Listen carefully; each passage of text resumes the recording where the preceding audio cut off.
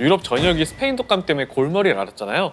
노르웨이가 또 스페인 독감에 또 심각한 피해를 입은 지역 중 하나였거든요. 근데 뭉크는 도심에 떨어져서 외곽에 혼자 살았거든요. 그런데 그 은둔 생활을 하던 뭉크까지 스페인 아이고. 독감에 감염이 돼버린 거예요. 와. 그러니까 전염력이 정말 어마어마했던 거죠. 그리고 그 공포는 바로 뭉크의 또 다른 그림에 나타나 있어요. 그림 보시죠.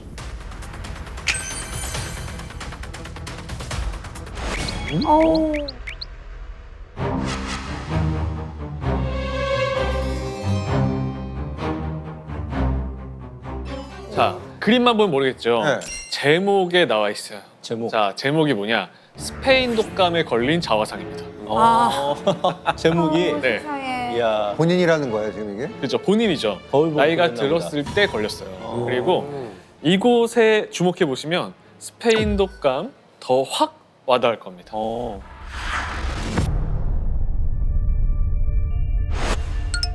얼굴. 눈이 없는데? 눈도 없고 뭐 입을 벌리고 있는 거 아니야? 입을 잘 보시면은 입을 벌리고 있어요. 그러네요. 네. 코가 막힌다. 그럴 수도 있겠다. 왜 우리 코가 막히면 잘 때도 네, 입을 맞아, 벌리고 맞아요, 자잖아요. 맞아요. 근데 또 입을 벌리고 자면 목이 건조해가지고 네, 엄청 불편하고 맞아요. 그렇죠, 힘들거든요. 맞아요. 이 그림은 이제 스페인 독감에 걸리면서 숨쉬기가 힘들어하는 그 모습이 그려졌다는 게 가장 정설로 나와 있죠.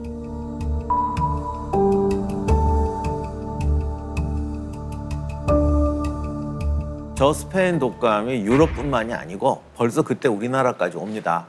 전 세계를 강타했다고 하는데 우리나라도 걸리죠. 당시 우리나라 인구가 약 1,700만 정도로 추정하는데요. 그중에 40%가 넘는 약 750만 명이 스페인 독감에 감염됐다고 합니다.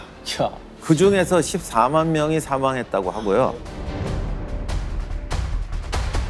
와. 14만 명이 적은 숫자가 아니에요. 그럼요. 엄청난 피해를 본 거죠. 그러게요. 지금 들어보니까 스페인 독감이 지금으로 생각하면 이제 코로나 팬데믹 때 그러네요. 그때도 우리 전 세계를 코로나 팬데믹에 빠뜨렸었는데 네. 이 스페인 독감이 거의 그 코로나처럼 유행했었던 것 같아요.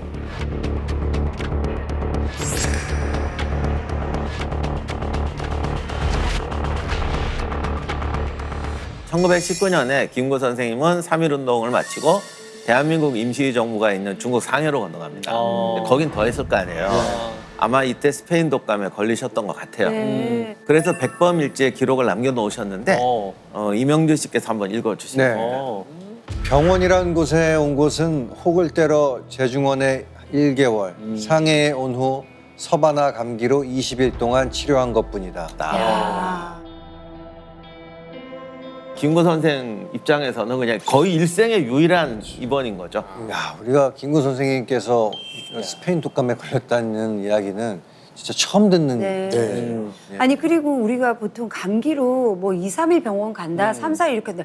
20일이나 가셨으면 그리고 제 느낌이지만 김구 선생님은 웬만한 감기 정도 가지고는 안 가실 것 같아요. 병원 안 가실 것 같거든요. 그런데 김구 선생님이 20일이나 병원을 다녔다는 거는 아팠던 이 사바나 감기, 이 독감, 스페인 독감이 엄청나다는 게 막 느껴지네요. 저 의사 입장에서 봤을 때도 이 평생 단 2번 병원에 입원했었는데 그중 하나가 스페인 독감이었다. 와, 20일을 입원했다는 거는 증상이 매우 심각했던 것 같습니다. 정말 말만 들어도 너무 무서운데 도대체 이 스페인은 뭘 했길래 이런 질병을 유행시킨 거죠? 뭘 했길래. 아하. 이게 스페인 독감을 다들 스페인에서 시작한 걸로 알고 계시거든요. 네네. 아닌가요? 아니에요? 우리가 보통 시작할 때 그 네임을 따서 하잖아요. 스페인 독감. 근데 이게 역사를 보면 항상 억울한 사람들이 많아요. 아 그래요? 또 여기도 억울한 이야기가 있나요? 네, 그러니까 사실 스페인 독감은 스페인에서 시작한 게 아닙니다. 진짜 억울하죠. 1918년에 미국 캔자스주에서 시작됐어요. 미국에서. 당시는 제1차 세계대전 중이었는데 미국에서 주둔하던 미 육군 병사들 중 몇 명이 극심한 기침, 고열을 호소하다가 쓰러집니다. 근데 이게 훈련소에 있던 병사들이 또 흩어지잖아요. 네. 그리고 아니면 또 자대 배치받고 그러면 병이 이제 확 퍼지는 거죠. 그리고 이제 전쟁터에 가니까 전 세계 병사들을 또 만나요. 애들이 또 집에 가요. 네. 그러면 이제 쫙 퍼져요. 그래서 순식간에 질병이 유럽 전역으로 퍼지게 된 거죠.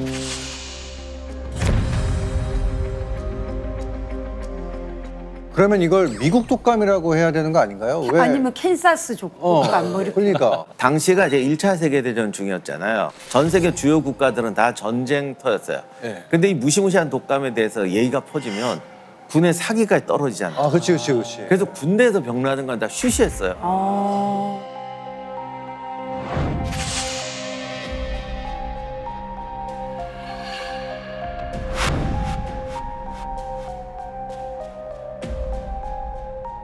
그런데 당시 스페인은 전쟁에 참여 안 했거든요.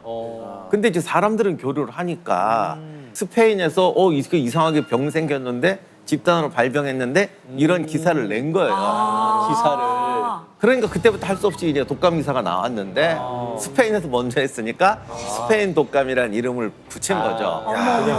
기사를 먼저 써서. 스페인은 전쟁에 참전하지 않은 죄로 이걸 죄라고 할 수 없지만 그치. 100년도 넘게 오명을 쓰게 된 겁니다. 아니 아무리 독감이 심하고 감기가 심하고 뭐 이래도 우리가 약 먹고 수액 맞고 이러면은 사실 일주일 이상 가지는 않거든요. 맞아요. 그리고 저때 아무리 의료 기술이 발달하지 않았다고 해도 1억 명이면 우리나라 지금 인구의 2배 수준 아닌가요? 당시에 왜 이렇게 사망자가 극심했냐 살펴보면 당시 시대 상황이 이제 세계대전이 일어났던 시기였잖아요. 네. 그러다 보니까 아무래도 식량난도 심했을 거고 그치. 네, 제대로 먹지 못하니까 면역력도 급격히 떨어졌을 겁니다. 그래서 몸이 더욱더 이 바이러스를 이길 수 없는 상황이지 않았나 하는 생각이 들어요. 네. 네, 맞습니다. 이게 네. 그 시대는 전쟁 때문에 아무래도 면역을 유지할 수 있는 연료가 네. 부족한 거죠. 그치. 그렇기 때문에 면역 체계가 제대로 활동을 할 수 없었던 겁니다. 아, 정말 너무 안타깝네. 네. 그러면 당시에 뭐 그런 거 있잖아요. 네. 뭐 영양제 수액 같은 거는 없었던 거예요? 그 당시에도? 그렇죠. 요즘에는 컨디션 안 좋을 때는 뭐 수액 맞고 네. 금방 컨디션 회복하고 이런 게 있는데 당시에는 이런 수액 치료가 발달되지 않았던 시기였습니다. 그러니까 저혈압, 탈수 같은 가벼운 질병에도 수액이 없으니까 질병 키우는 일도 많았다고 해요. 그리고 제일 큰 문제가 이제 항생제가 없던 시절이에요. 그러니까 사망자가 기하급수적으로 늘어날 수밖에 없었던 네, 거죠. 네, 네. 네, 그렇겠네요. 이제 스페인 독감이 유행했던 1918년에서 1919년은 이제 항생제의 시초인 페니실린이 발견되기 이전인데요. 물론 이제 스페인 독감이라는 거는 이제 바이러스이기 때문에 항생제랑 직접적으로 관련있는 건 아니지만 독감이 걸리다 보면 이제 2차로 폐렴이 걸릴 수 있는데 이게 또 사람을 많이 죽일 수 있거든요. 그래서 페니실린이 생겼으면 참 많은 사람들을 살렸는데 이게 1920년대 후반에 발명이 되거든요. 항생제만 있었어도 스페인 독감으로 인해서 이제 그렇게 많은 사람들까지는 목숨을 잃지 않았을 거로 생각할 수 있겠습니다.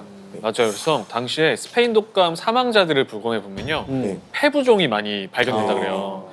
이 세균성 폐렴으로 인해서 폐부종이 발생한 거죠. 네네. 그런데 항생제나 이 수액이 없으니까 네. 치료는 또 불가능했던 거고. 그러니까 현대에 와서 연구를 해본 결과 만약 당시에 항생제와 수액이 있었다면 최소한 수천만 명은 살 수 있었을 거라는 보고도 있어요. 그치. 아, 왜 하필 이 전쟁 시기에 저런 몹쓸 질병이 돌아가지고 그렇게 많은 사람들의 목숨을 앗아갔냐고요. 그러니까요. 이게 참 나쁜 일은 겹쳐서 일어나더라고요. 네. 못 먹고 살기 힘든 시기에 또 저런 질병이 돌면 면역력 약해진 사람들은 진짜 꼼짝없이 당하는 거죠. 네, 네. 네, 면역력에 대한 이제 차이일 수도 있고 또 최근에 밝혀진 연구에 따르면 네. 또 다른 원인이 있을 수도 있다고 밝혀졌습니다. 다른 원인이요? 네. 연구에서 밝혀진 독감에 잘 걸리는 원인 중 하나가 또 바로 저알부민 혈증입니다. 저알부민 혈증이요? 네. 선생님, 저알부민 혈증. 저는 2% 하면서 역시 의학이 어렵다. 공부를 잘하는 분이 의사 선생님이 된다는 걸 내가 정말 뼈저리게 느낍니다. 저알부민 혈증. 네. 발음하기도 어렵네요. 처음 들어봤어요. 네네네. 예, 알부민이란 이제 혈액 속의 핵심 물질 중에 하나인데요. 네. 뭐 알코올이라든지 뭐 약물, 독소 같은 것을 이제 흡착해 붙여가지고 간으로 이동시켜서 처리하는 역할을 합니다. 그럼 이제 간은 알부민이 끌어온 독소나 유해 물질을 해독을 하겠죠. 네. 그런데 이제 만약 저알부민 혈증으로 인해서 체내 알부민 수치가 저하되면 노폐물의 배출이나 독소 해독이 어려워지는 거죠. 그렇죠. 독소나 노폐물이 쌓이면은 뭐 병이 걸릴 수밖에 없지. 네. 네, 그렇습니다. 맞습니다. 그리고 우리 몸속에는요, 면역을 관장하는 NK 세포라는 것이 존재하는데요. 네. 이 NK 세포들은 우리 몸속에 들어온 바이러스나 암 세포 같은 유해 물질들을 추적해서 사면시키는 역할을 합니다. 그런데 만약 이 저알부민 혈중으로 알부민이 부족해지면 면역을 관장하는 NK 세포의 활성도가 떨어진다는 연구가 있거든요. 결국에는 면역력이 뚝뚝뚝 떨어질 수밖에 없는 거예요. 그러니까 결국에는 면역력 저하와 또 의료 사각지대에서 거의 뭐 1억 명이 가까운 사람들이 목숨을 잃은 거잖아요. 네. 어떻게 보면 또 현재로 보면 치료가 가능한 독감인데 말이에요. 네. 그러니까요. 너무 안타깝습니다. 네. 그런데 만약 그 당시에도 이게 건강이 도움되는 거 잘 챙겨 먹으면서 면역력을 잘 지켰다면 목숨을 지킬 수 있지 않았을까 하는 아쉬운 마음이 좀 드네요. 네, 그럴 것 같죠.